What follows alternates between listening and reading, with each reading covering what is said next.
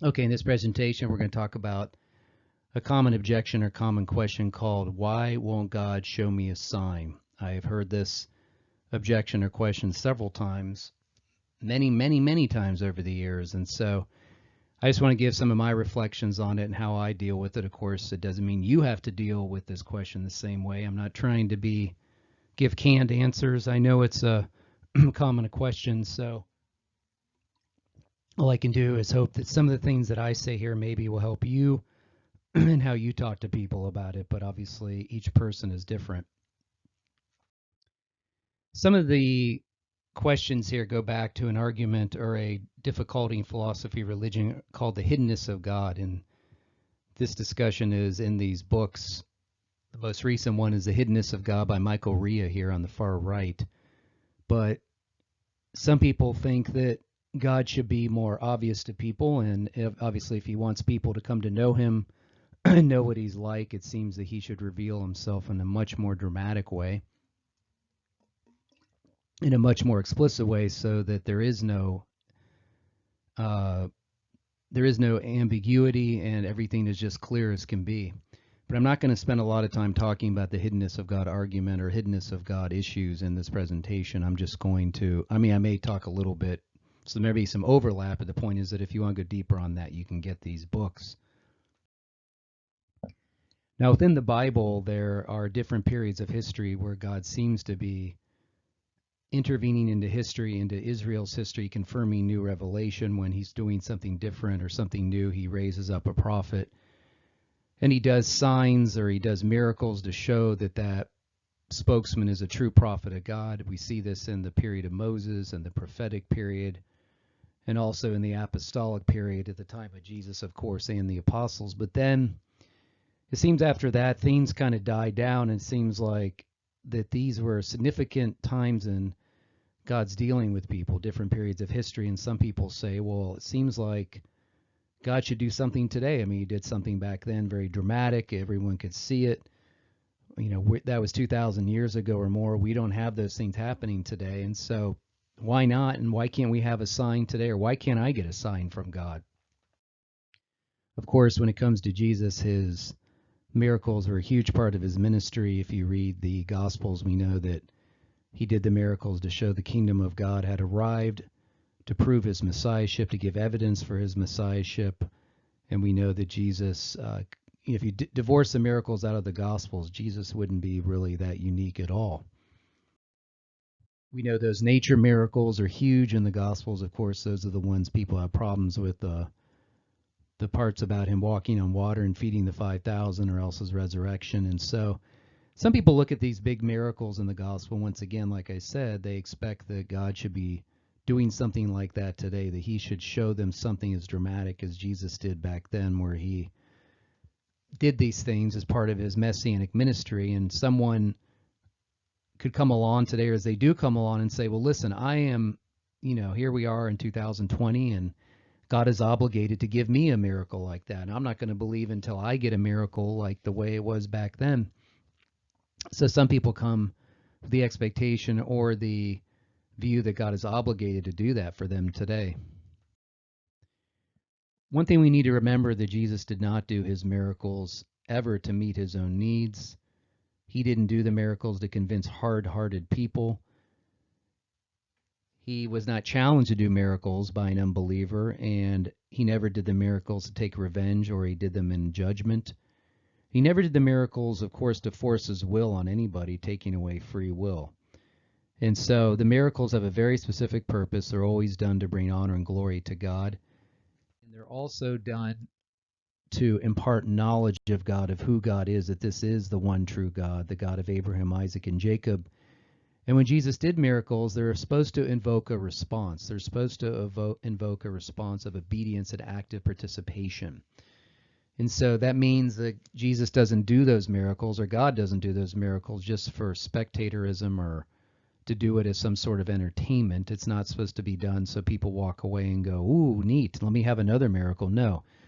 It's supposed to cause a yieldness to God. It's supposed to cause people to yield their lives over to God, to come humbly to God and realize that he is the one true living God. So it's supposed to invoke an attitude of humility, not arrogance or anything. So when it comes to demanding a sign from God or wanting a sign from God, many people are assuming or saying that God should reveal himself to them in a dramatic way or through a very specific way they can know that he's real, just with that kind of certainty, that absolute certainty. And so revelation, of course, is a disclosure of something that's been hidden and uncovering or unveiling. We're not talking about the book of Revelation. And biblically speaking, people are dead, blind, and blinded and bound to sin.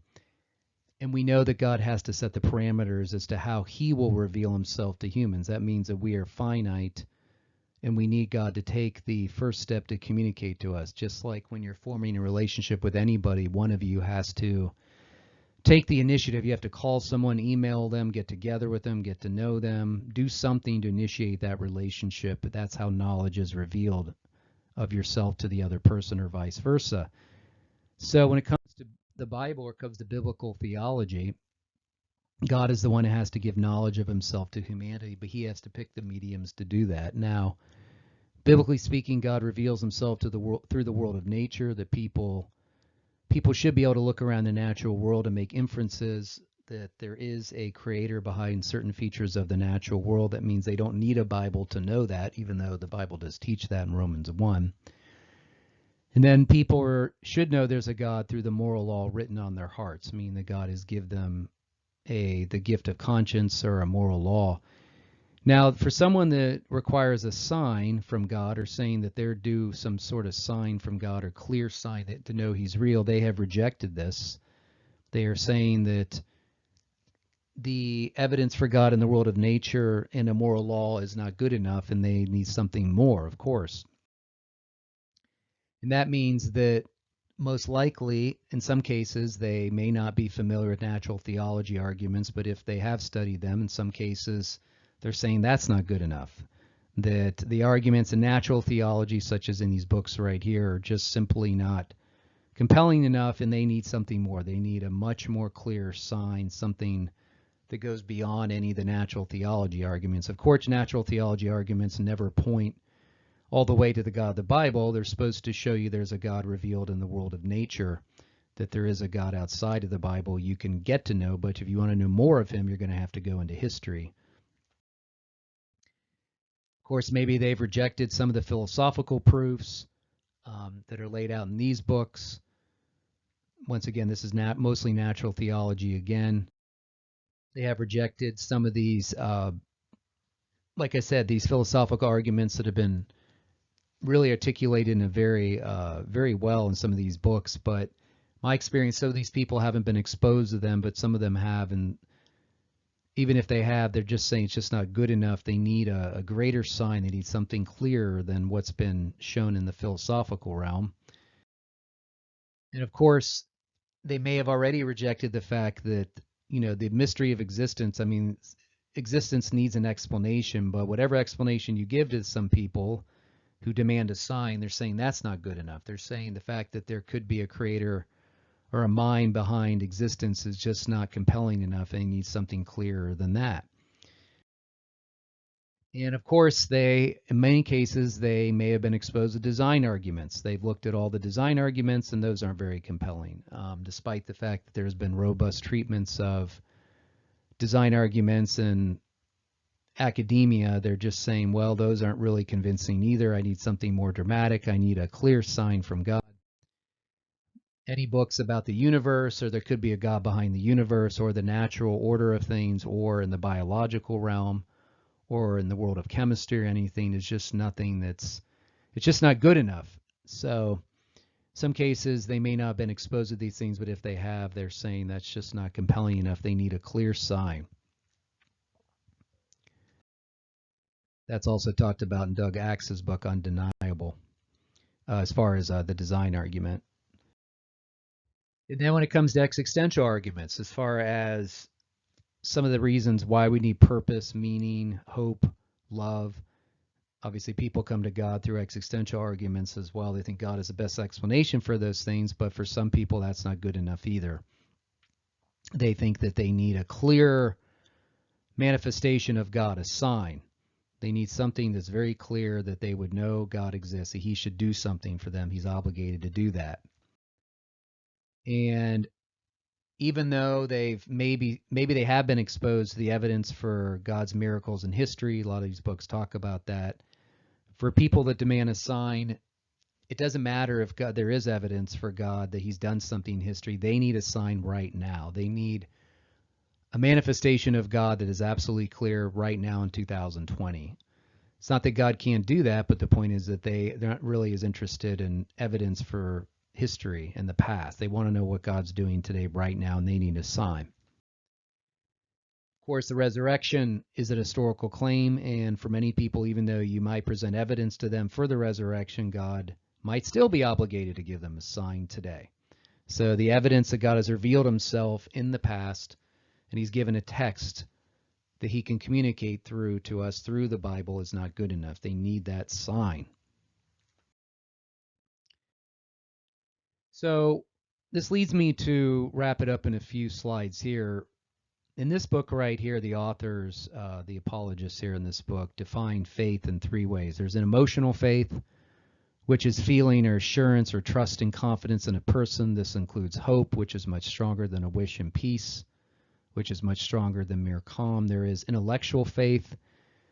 That is the aspect of our faith is formulated in propositional truths, summarized in creeds. Of course, we have to have an intellectual component to our faith. We have to think. That's how we come to faith. We use our intellect. And then there's volitional faith, and that is an act of the will where we obey God, where we step out and trust God, and we're going to be faithful to God, and it manifests itself in good behavior, good works. So all these things go together because humans are emotional creatures. We have intellect and we have a will. So the point is that we are holistic creatures, and so we can't divorce one from the other. So what we see is in the Bible is that knowledge of God comes through the right disposition or attitude. That means that we will not come to know God, and God will not give us a sign unless we have deep humility, not arrogance, of course. That means we have to come humbly, faithfully, standing before God, and we have to realize that who God is. If we're going to say God is obligated to give us a sign, we have to ask ourselves a question: what do we mean by God? Is it the God of the Bible? Because then you have to know that the God of the Bible is not the kind of God that you can see directly. If you do see him directly, you would die. We see that in the Bible. In many cases, God says that no one can see me and live. And obviously, knowledge of God in the Bible, when God reveals himself, it is not just intellectual assent alone. It comes through personal interaction where God enters into relationship with somebody. It's not that the intellect's not there. It means that it goes beyond purely intellectual assent. And we see biblically that God cares about how we handle the evidence he provides, because knowledge of God in the Bible is an extreme transformation rather than a spectator sport. It involves active commitment. We come to know God as God becomes our God. And we need to understand that if we're not open to profound transformation, moral transformation, God is under no obligation to give us any kind of sign. And for many people who demand a sign, they're really not interested in yielding their will over to God. Or maybe they think they are, but God knows they're not. We see this in the Gospels. We see the case where signs were done by Jesus, and we see that it didn't change the human heart. It says this in many passages. Jesus did signs for people. If you read the Gospels, you'll see that when he did the signs, people followed him around. They wanted more signs, and in some cases, people were not open to transformation. They didn't want to yield themselves over to God, and their will was not moved in any way. And so Jesus, in some cases, said that people will not see any signs. And so the attitude and the disposition matters to God. What kind of attitude you're coming to God with, saying that you need a sign. Pascal said, in faith, there's enough light for those who want to believe, enough shadows to blind those who don't. So if you are not open to moral transformation, as I said, towards God's moral character, and you're not open to surrendering your will over to God, then God is under no obligation to give you a sign. Now, you may say to yourself, well, hey, I am open to moral transformation. I am coming to God humbly before him asking for a sign. Just remember a few things from my experience. When I've asked people what would happen if they got that sign, in many cases they say, well, I'd have to really check it out and say, maybe make sure I'm not hallucinating or something. And they obviously end up trying to rationalize it away. And obviously, number two is a huge issue. The individual assumes they know how they would respond to a sign. They seem to know how they would respond to God manifesting himself to them in a way that's unmistakable, but only God knows how people would respond to him. There's no guarantee a sign would move one's will to surrender to God. We see that biblically. We see that through church history. We see that in people's lives. We see that in Israel's history. So I think these are some things to think about. If you're going to reject all the revelation from God that he's given through the world of nature and the world of history, I can only assume a couple things. One, you're looking for a level of certainty that means that you have not worked out an epistemological system, meaning you don't know what knowledge is, or you're not sure what types of truth there are and what kind of certainty levels there are. Or secondly, you are coming to God with the wrong attitude. I'm not saying God can't give a sign that's unmistakable. He could do that, but it all depends on the attitude and the disposition, and only he knows that. And so at this point, my advice to the person is to accept the evidence he's already given through the world of nature and through his son Jesus and through the gospel preaching, versus you demanding God to give you something more, because you're not really entitled to anything because he's the creator and you're the created one. Have a good day.